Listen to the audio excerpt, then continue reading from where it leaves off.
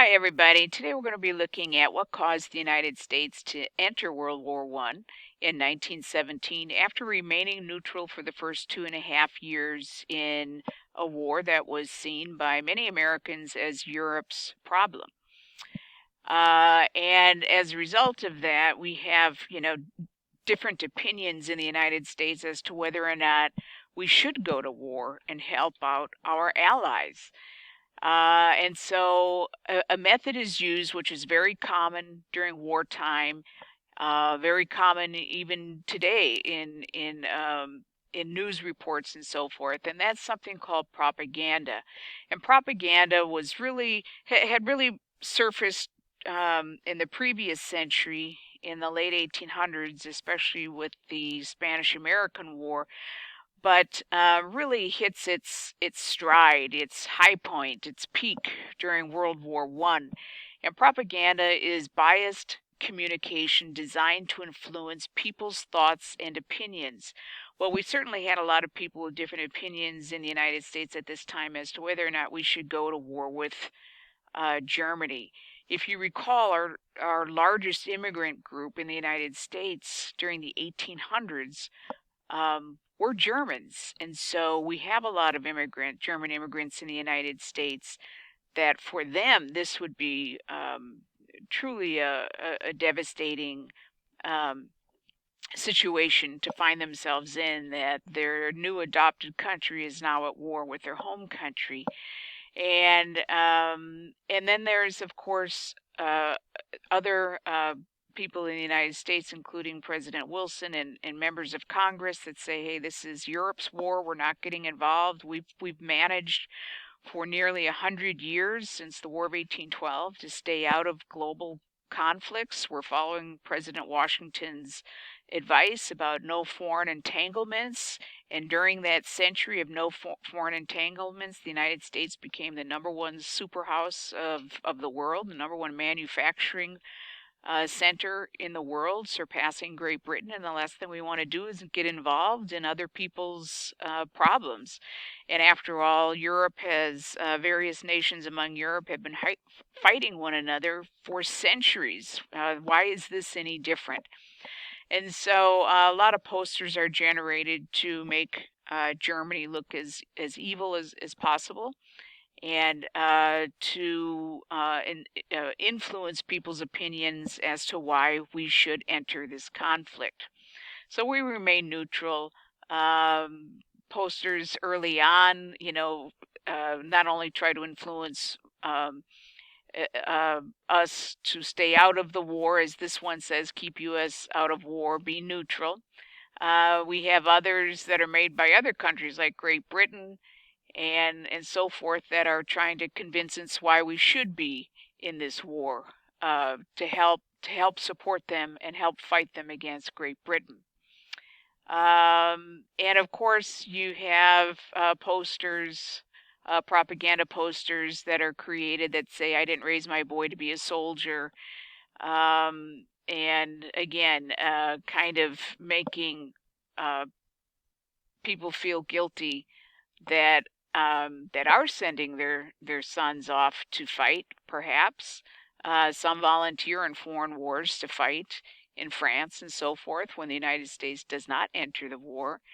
And mothers hugging their sons saying, we don't want to be in this war. This is not our fight. We're going to stay out to the best of our ability. British, of course, Great Britain, of course, is making their share of posters saying, we need you.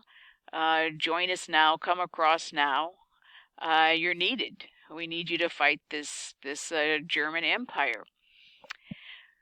But the United States, after the first 2.5 years, does eventually enter World War I. And as I said yesterday, that there's some speculation that one reason we did not enter sooner is not that perhaps we didn't want to help Great Britain, but rather we simply weren't ready. Our military wasn't ready. The only thing that was in tip-top shape was the Navy, and that was as a result of Teddy Roosevelt, that built up an incredible Navy during his time as president in the early 1900s. But as far as an infantry, we really didn't have much of anything. We didn't and so we needed time to train and prepare and plan and everything else.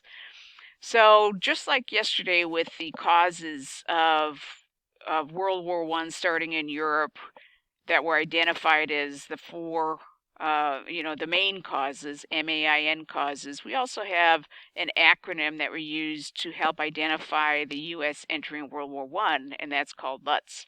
So the first one is Lusitania, 1915. The second reason is U-boats, unrestricted submarine warfare. Number 3, ties with Britain, our mother country. 4, Sussex Pledge. And 5, Zimmermann Telegram. And we're going to look at these one by one. So in 1915, Germany, which had just a top-rate navy and a fleet of submarines, issued a warning in American newspapers, large city newspapers, especially New York, warning American passengers that if anybody, American passengers, and I'm just going to kind of summarize this message, and you can certainly stop the video and read it yourself, but essentially warning passengers on British ships or warning passengers on ships that are allies of Great Britain that if you cross the Atlantic and enter any area around the British Isles, that's a war zone, and you travel at your own risk. It's entirely possible that your ship could be sunk. And so this is in the newspaper, but I don't think anybody really paid much attention to it until indeed a newspaper, or excuse me, a ship, a passenger liner, a British ship was sunk, and that ship was called the Lusitania.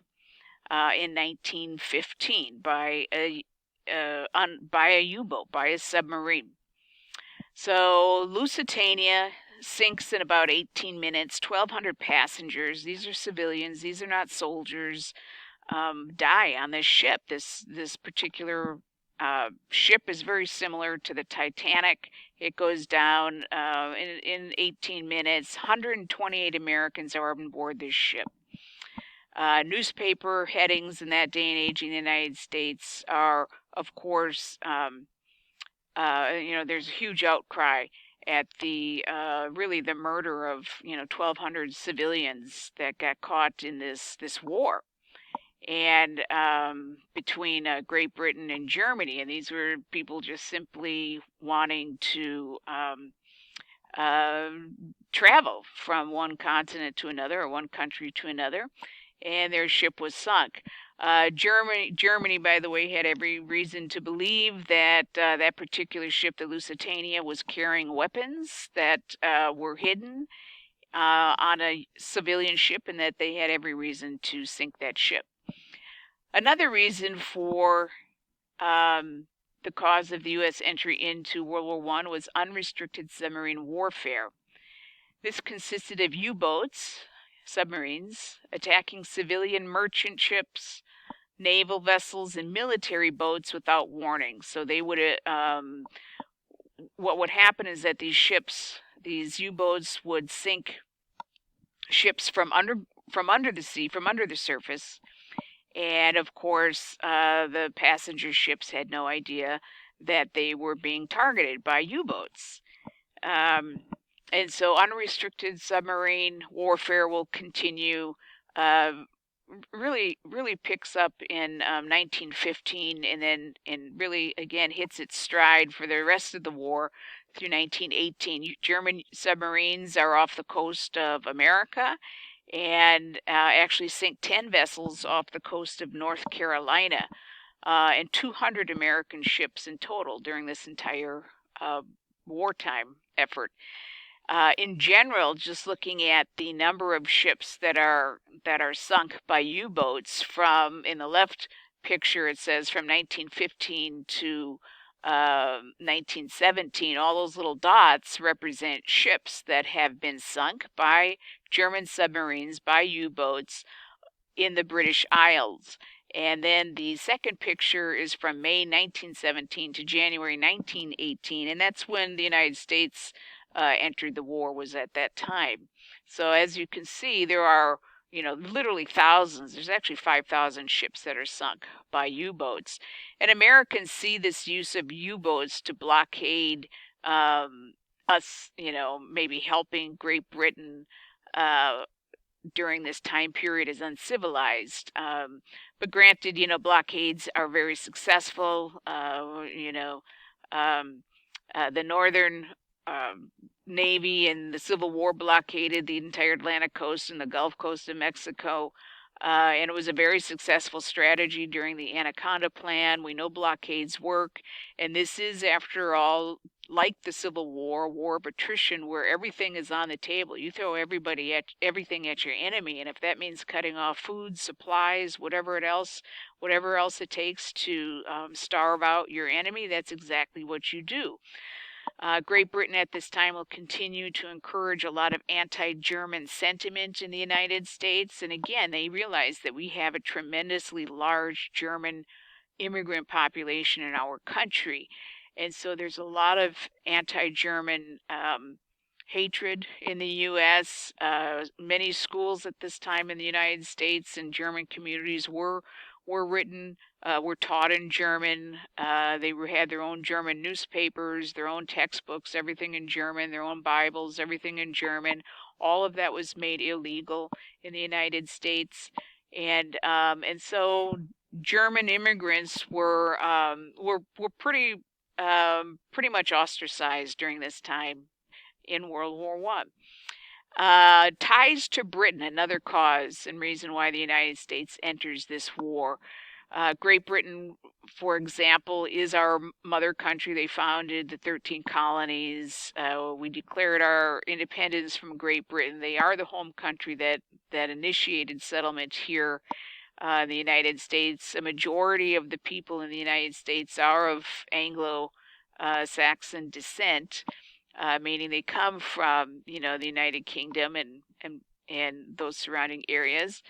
We do most of our trade with Great Britain, and they control most of the shipping channels.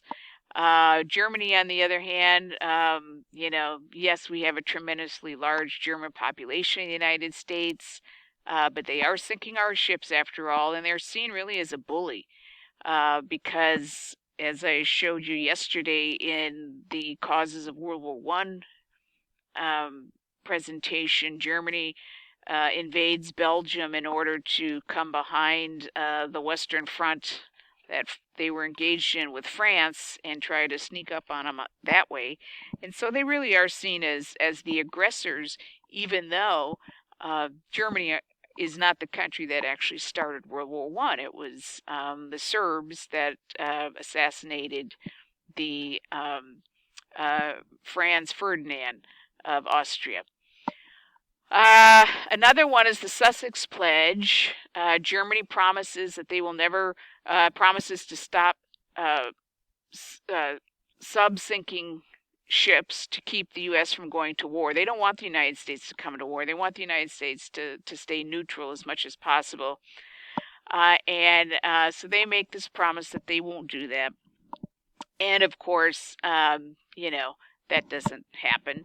In 1916, Germany sinks a French passenger ship, killing 50 people, despite its promise to only torpedo armed merchant ships. In the Sussex Pledge, they actually are continue to sink passenger ships, like the Sussex. And finally, the Zimmermann Telegram, 1917. This particular telegram is a proposed secret alliance between Mexico and Germany. In 1917, essentially saying to Mexico that we need the United States to stay neutral in this war, but if they do not remain neutral in this war and enter this conflict that they're having with the Allied nations, that they would like Mexico to fight on the side of Germany, and that they will, if they fight on the side of Germany and invade the United States, and if Germany wins World War I, that for their reward they will receive back all lost territory, such as New Mexico, Texas, and Arizona, that they lost